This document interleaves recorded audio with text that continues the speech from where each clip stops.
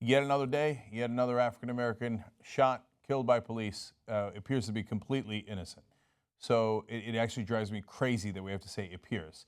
Uh, so, because after every one of these folks who are killed, immediately the press goes into overdrive. Have they ever committed any crime? If so, they had it coming, right? What's your inference? What's your inference? In this case, it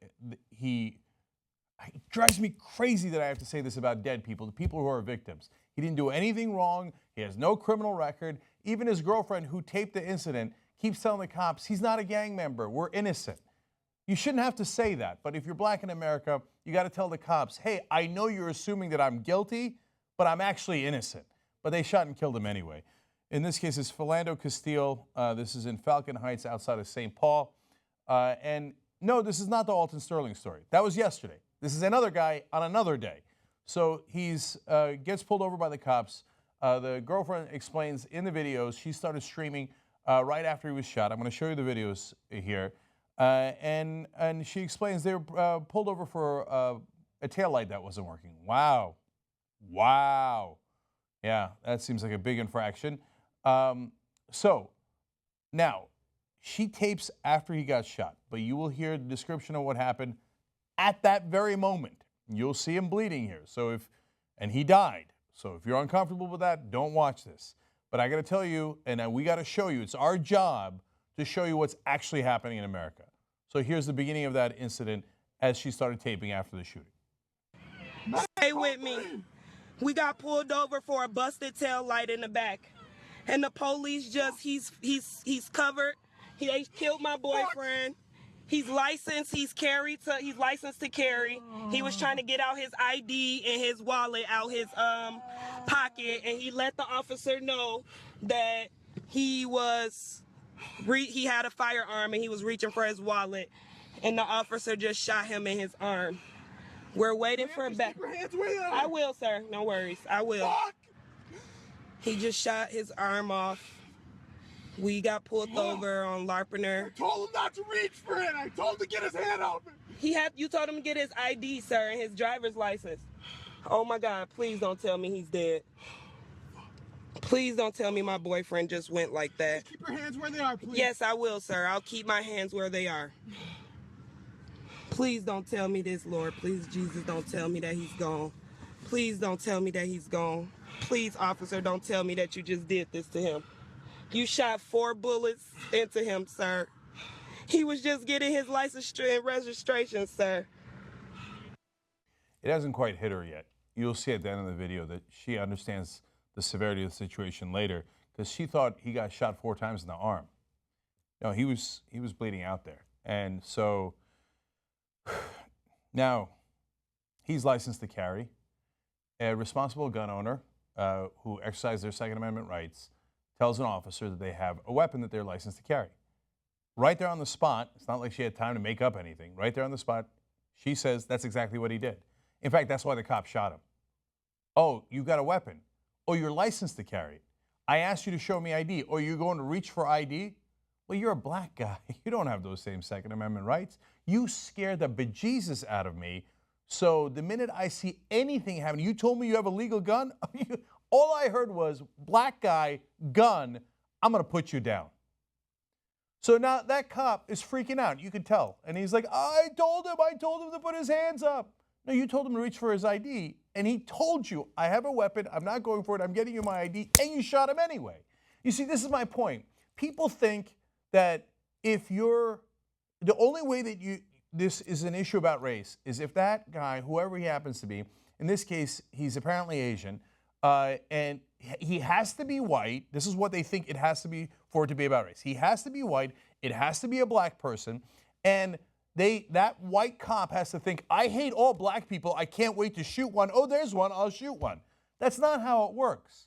It's an unconscious bias for most people. And by the way, it even applies to black cops. So what we're trying to tell you is for a lot of white people, and you saw it immediately on social media yesterday and today, oh, there's no racism, there's no racism, don't accuse me of being racist. No, listen, guys, just calm down for a second. We're not accusing you of being racist. We're telling you that there's an unconscious bias, and it's proven in every study. So cops are trained And they show, in video simulators, they show a white guy and a black guy, cops not having anything to do with race, they just think that they're being trained, shoot the black guy more often, and they shoot him quicker.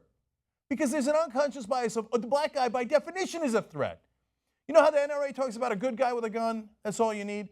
Well, this guy was a good guy with a gun. He was a cafeteria supervisor at a local school, at a Montessori school. Good guy with a gun, licensed, tells the officer, but oh, they forgot to add good guy, good white guy with a gun. Because then he's a patriot and he's exercising his constitutional rights. But when it's a black guy, the unconscious bias kicks in. Because, oh my God, he's dangerous, dangerous. My whole life, all of society has told me black people are dangerous, dangerous, dangerous. Now, the reality is, because the cops have that in their head, you know who's actually dangerous? Cops are dangerous. Alton Sterling yesterday was the 135th black man killed by cops this year.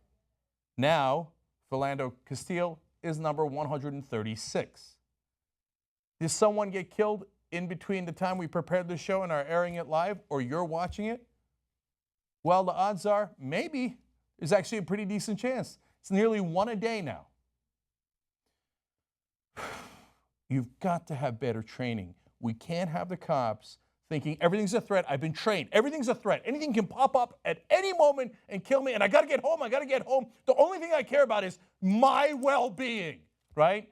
And I've got this unconscious bias. And by the way, let's not kid ourselves. For some people, it's a conscious bias. But I'm giving people the benefit of the doubt and saying for most, it is unconscious bias, no matter what race you are. In studies in places like New York, sometimes African-American citizens in that city say they're more worried about African-American cops. African-American cops sometimes abuse them more. Why? They have the same unconscious bias built into the entire society, plus they got to prove themselves, right? They got to say, okay, yeah, watch this. I'm going to be even tougher on these guys because of the training and the culture created by the police departments. You've got to change the culture. All right, I've got more on that. But unfortunately, there's more from the video that you've got to see. So now here's from the middle of it, again, the girlfriend reacting here. Get the female passenger out. Man, exit the car right now with your hands up. Let me see your hands. Exit now. Keep them up. Keep them up. Face Where's my away daughter? from me. You got my daughter? Face away from me and walk backwards. Walk backwards towards me. Keep walking. Backwards. Keep walking. Keep walking. Keep walking. Get on your knees. Get on your knees.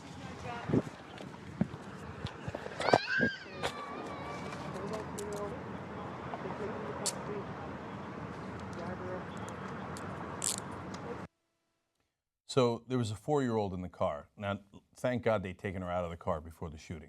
And you can see one of the cops holding her in the background. You start to hear her cry. In the last video, she's going to come back in a second. But I don't know what you guys are thinking watching that video. Here's what I'm thinking. For God's sake, get him some help. He's dying. Don't worry about, again, obsessed with, I don't want any safety risks. No. I'm going to just keep pointing the gun at him. He's bleeding out. He's about to die. I'm pointing the gun at him, And his girlfriend, well, she's black too. And by the way, it doesn't really matter because everything's a threat. She's a threat. So I'm not going to really get him any help. I'm not going to do CPR. I'm not going to help him out of the car. I'm going to be worried about me as usual because I've been trained as a cop. The only person that matters is me. To protect and to serve, that's a goddamn joke. We don't serve you. We serve ourselves. So no, I'm not going to help him. He's dying. You just shot him and probably killed him. God damn it, help him. Nope. Hey, the other black person in the car, make sure you get out. Make sure that I'm safe. Get on your knees.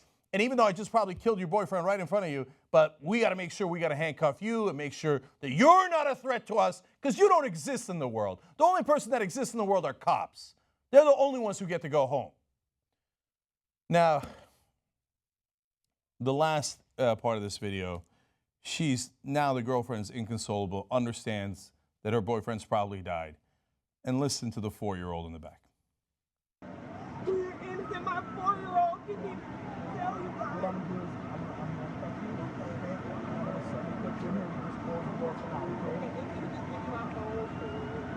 I I'll talk to my supervisor It's about right your there. call. It's on the floor. It's right Can you there. just stand right here, sweetie? I'm just going to take your mom's handcuffs off. Oh, Yep, I'll take care of that, okay? Can you just stand right here for me? Stay right here. Don't Go ahead and stand up. Okay. Well, yeah, I feel what you're saying. Okay. Come here, Dada. Okay. Yeah, they broke his Is that purse. your fault? We in the back seat of the police car. I can't really do shit because they got me handcuffed. It's okay, Mommy. I can't believe they just did this. I'm fucking fine. Ah! It's okay, I'm right here with you.